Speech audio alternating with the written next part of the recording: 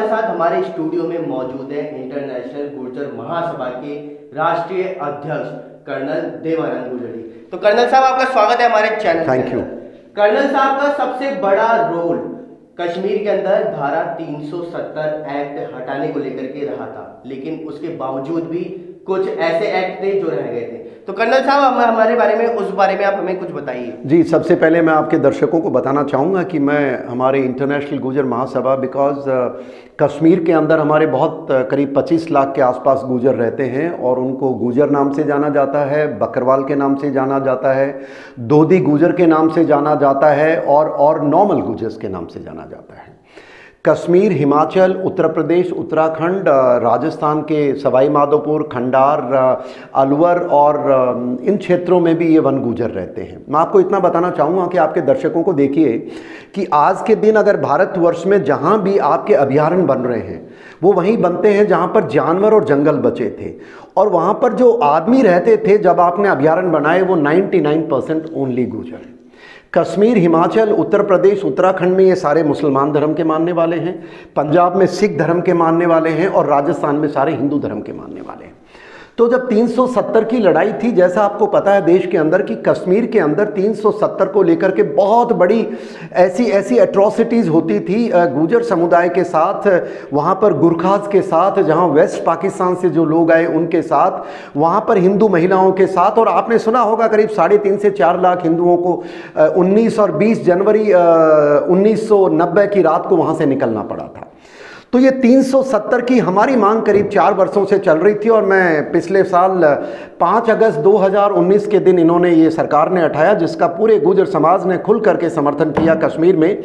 और हमने धन्यवाद अभिनंदन दिया कि अब चलो हमारे जो, क्योंकि वहाँ का गुर्जर समाज एसटी दर्जा मिला हुआ, राजस्थान में एसटी की लड़ाई चल रही है हमारी, पर वहाँ पर एसटी में आते हैं हम लोग। तो कश्मीर के अंदर सारे गुर्जर एसटी में आते हैं 25 लाख। लेकिन देखिए वो एसटी में आते थे, पर भारत का संविधान क्योंकि कश्मीर में लागू नहीं होता था। कश्मीर के नियम सब अलग है। हाँ। 370 से पहले भारत की पार्लियामेंट के पास किए हुए ऑर्डर वहां एग्जीक्यूट नहीं हो सकते थे जब तक कि कश्मीर की असेंबली उसको पारित नहीं करती थी, जो उसने किया नहीं था। 370 हटा और हमने उम्मीद की कि हमारी सारे हकूक मिलेंगे। एससी आरक्षण को लेकर के हमारा जो पॉलिटिकल रिजर्वेशन था सरकार ने दिया, नौकरियों में दिया, वो सारी कार्रवाई चल रही थी। पर हमारी 2 मुख्य मांग थी, जैसा मैंने आपको बताया कि वहां पर जंगलों में बकरवाल क्या होते हैं साहब, ये लोग घुमंतु लोग रहते हैं। राजस्थान में भी आपको पता है सवाई माधोपुर, खंडार क्षेत्रों में ये पहाड़ियां जंगलों में घूमते रहते हैं, गाय बकरी चराते हैं, ऊंट रखते हैं, आपको पता है। वहां इनकी संख्या बहुत बड़ी है और ये गर्मियों में तो पहाड़ों में चले जाते हैं, सर्दियों में नीचे आते हैं। तो इनकी जो पुश्तैनी जगह होती थी, पहाड़ इनके होते थे, चरागाह इनके, जैसे अपने राजस्थान में जोड़ कहते थे हम, या कोई एक चरागाह कहते थे, वहां सब इनके थे। समय बदलता चला गया, एक फॉरेस्ट एक्ट आया। तो अभी आपने कुछ थोड़े दिनों पहले देखा होगा कि वहां पर ये जो जंगल में जो हमारे बकरवाल रहते हैं, उनका घर भी वही है, पक्के मकान में नहीं रहते हैं, ये छोटी छोटी बहक में रहते हैं, मैं आपको बता दूं। और ये हर मौसम में बदलते रहते हैं। इनके बच्चे, मवेशी, स्कूलें, इनके शिक्षा का कोई प्रचलन नहीं है। इनके पास मोबाइल भी आज छोटे वाला है। ये मांग लेकर के हम सरकार के पास गए थे कश्मीर की, और मोदी जी आपका मैं धन्यवाद करना चाहूंगा, गवर्नर, लेफ्टिनेंट गवर्नर महोदय आपका भी धन्यवाद करना चाहूंगा, और हर उस नागरिक का जिसने हमारा समर्थन किया कि गुर्जरों को, वन गुर्जरों को उनके हकूक मिलने के लिए 2006 एक फॉरेस्ट एक्ट अधिनियम आया था साहब। उस अधिनियम में क्या था कि जो राइट थे वो फॉरेस्ट के लोगों को दिए गए by the government of India.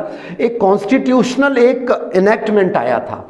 तो उसके बाद क्या हुआ कि इनकी प्रताड़ना बंद हो गई थी। पर कश्मीर में क्योंकि ये लागू नहीं था, इसलिए वहां के फॉरेस्ट अधिकारी हमारे लोगों के साथ बड़ी प्रताड़ना करते थे। तो आपका कहना है कि ये एक्ट कश्मीर के अंदर भी लागू कर दिया जाए, कर दिया, हाँ, वहां के नागरिकों को एक स्वतंत्रता मिल सके। बिल्कुल, अब ये लागू कर दिया गया है। कल उस सरकार ने, मोदी जी की सरकार ने, हम उनका बधाई देंगे, धन्यवाद देंगे। और गुर्जर बिरादरी के जो कश्मीर के लोग हैं, और मैं मोदी जी आपसे भी गुजारिश करूंगा, एडमिनिस्ट्रेशन आपसे भी, कि देखिए अब क्योंकि ये फॉरेस्ट एक्ट लागू हो गया है, तो कृपया करके पुरानी मानसिकता छोड़िए, इन गरीबों को तंग करना बंद कीजिए। इन गरीबों के घर तोड़ते थे वो बंद होने चाहिए, और इनके जो इविक्शन की जो आप कार्रवाई करती थी अब बंद होनी चाहिए। कानून हमारे पक्ष में। दूसरी बात क्या थी साहब कि कमजोर आदमी होता है, जंगल में रहता है, एक घर है 4 किलोमीटर पे, दूसरा 2 किलोमीटर पे, तो उसके साथ कोई भी शोषण होता है तो उसकी बड़ी मुश्किल होती है उससे लड़ाई लड़ने में। क्योंकि वहाँ एसटी में आते हैं। और एसटी के साथ वहाँ क्या होता था, कश्मीर में देखा गया था, जो कश्मीरी जो लोग होते हैं, जो अरे ये गरीब कमज़ोर हैं, बकरियों के साथ हैं, और ये पता क्या एसटी में होता है क्या साहब, ये लोग शहर से डरते हैं। ये लोग, एक व्यक्ति उनके घर का दूध बेचने आता है, बाकी ये सब जंगल में रहना प्रीफर करते हैं। मैं उत्तराखंड में भी यही हाल है इनका, पर क्योंकि वहाँ एसटी से जो प्रताड़ना होती थी, कोई भी अधिकारी आकर के इनको कह देता था कि आज के बाद तुम यहाँ जंगल छोड़ दो, वो हाथ जोड़ता रहता था। पुलिस के पास जाता तो पुलिस कहती है फॉरेस्ट के अधिकारी इनको हम कुछ नहीं कर सकते। बट जो एसटी का जो अभी एट्रोसिटी, ये तो 370 जब वो हुई थी तो उससे पहले की बात है, क्योंकि कश्मीर के नियम अलग चलते थे। बिल्कुल, तो कश्मीर के नियमों में तो यही था, तो वहाँ के जो अधिकारी थे वो तो ऐसी बातचीत करेंगे। बिल्कुल 370 हटने के बाद ये जो कुछ एक्ट्स हैं, इनको पार्लियामेंट को, स्टेट को पास करना था, एग्जीक्यूट तो गवर्नमेंट करेगी ना। तो करीब 115 वो ऐसे इनेक्टमेंट्स थे जो गवर्नमेंट को करने थे, कोई प्रोसीजर होता होगा, पर लगाते लगाते इन्होंने 1 साल लगा दी इसमें। जो कल atrocities act, SC ST atrocities act और फॉरेस्ट एक्ट लागू कर दिया है।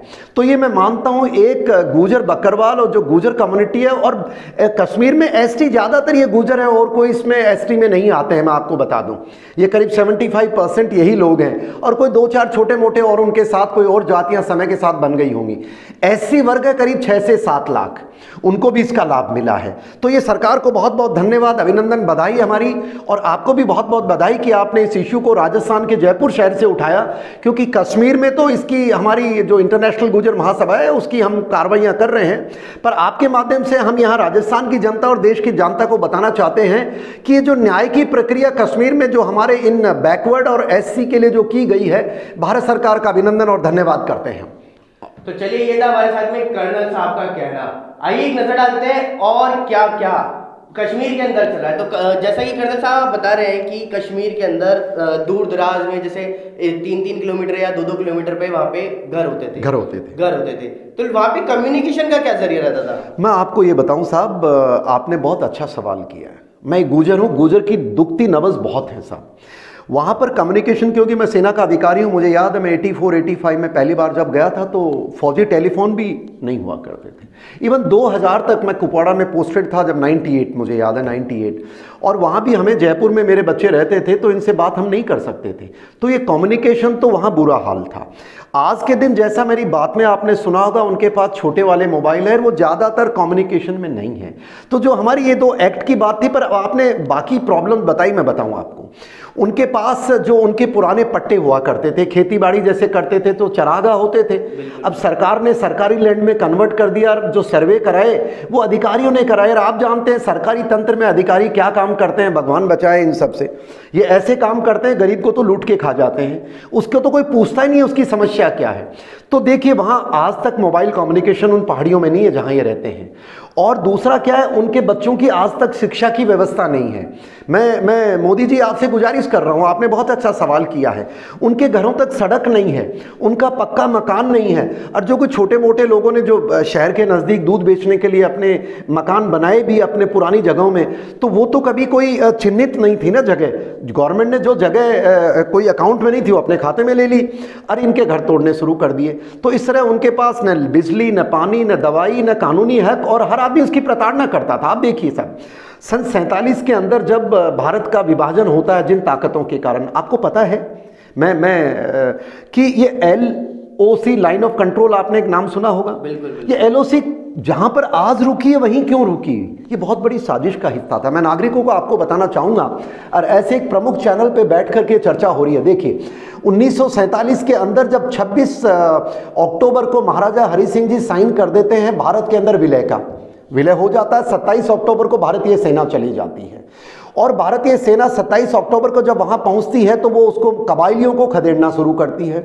तब से लड़ाई शुरू होती है, दिसंबर तक चलती है। भारतीय सेना इनको खदेड़ रही थी, जो पाकिस्तानी कबायली जो आए थे। लेकिन 1 जनवरी को 48 को हमारे, जिनको बहुत बड़ा सरताज कहते हैं आप, एक प्रधानमंत्री थे जो चुने हुए प्रधानमंत्री नहीं थे, वो नियुक्त किए हुए प्रधानमंत्री थे, जिनको कोई कानूनी हक नहीं था कि जब भारत की सेना लड़ाई लड़ते लड़ते अपना कब्जा ले रही है, आधा कश्मीर छोड़ के कहते हैं अब हम लड़ाई बंद करते हैं। क्यों भैया, आपके बाप दादा की जमीन थी वो, जो आपने पाकिस्तान के हवाले कर दी। भारतीय सेना लड़ रही थी साहब, पर लड़ने नहीं दिया।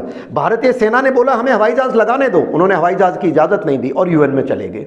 और यूएन में भी अगर वो जाते पूरा कब्जा लेकर के तो बात मानते, और वहां जाने के बाद आज तक वो मसला। पर एलओसी वहां क्यों रुका, ये असली मुद्दा देखिए। वहां पर कश्मीर में क्या है, कश्मीर का वैली छोटा सा इलाका 7%, और जो ज्यादा बड़ा जम्मू कश्मीर है, गिलगिट बाल्टिस्तान, उड़ी, पुंछ और लाहौर, ये सारे के सारे पूरा कश्मीर बहुत बड़ा था उस समय। तो आप देखिए कि उसके अंदर वो गुजर उस जमाने में 22 लाख बताते हैं, और करीब 11-12 लाख के आसपास कश्मीरी, बहुत ज्यादा पॉपुलेशन गुजरों की थी कश्मीर में। पर क्योंकि ये जो एलओसी इन्होंने रोकी, तो शेख अब्दुल्ला नाम के एक बड़े, सुनते हैं कि उनको कहते थे पब्लिक रिप्रेजेंटेटिव, जिसको कश्मीर के बाहर कोई जानता नहीं था, महाराजा हरि सिंह पे दबाव बना करके तो उनको पावर दी गई। नेहरू जी ने मना कर दिया उनसे बात करने के लिए। उन लोगों ने वहां एलओसी रोकी जहां पर जो ही गुजरों के इलाके शुरू हुए, पुंछ, मैं आपको बताऊं, जम्मू से आप जाइए, जम्मू से राजौरी, राजौरी के बाद जाइए बीजी के बाद मेंढर के बाद अपना सुरनकोट के बाद पुंछ, और पुंछ के बाद कश्मीर में जाते। वो छोटा सा इलाका एक गुजरों का जब भारतीय सेना ने लिया, तो इनको लगा कि ये गुजर अगर ज्यादा हो गए संख्या में तो कश्मीर में कश्मीरियों की सरकार कभी नहीं आ पाएगी, और गुजर अगर हो जाते तो देश के टुकड़े हो ही नहीं सकते थे, क्योंकि ये वो लोग हैं जो देश के प्रति वफादार रहे हैं। हमारे उग्रवाद के दौरान में मैं आपको बता दूं साहब, जब हम पहाड़ियों पे रहते थे, हमारे साथ सेना के साथ जो कंधे से कंधा मिला के चलते थे, हमारे राशन ढोते थे, पानी, उन पहाड़ियों में और कौन रहता है, कश्मीरी हमारे साथ नहीं था साहब, पहले बता दूं, मैं एक सैनिक हूं। तो वो लोग हमारे साथ थे, तो इन्होंने एलओसी वहीं रोकी जहां ज्यादा लोग पीओके में रह गए।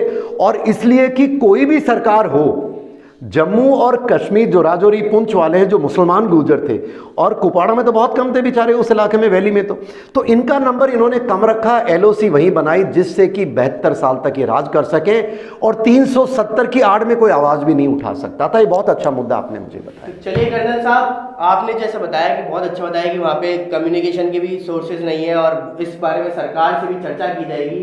नमस्कार। थैंक यू, जय हिंद।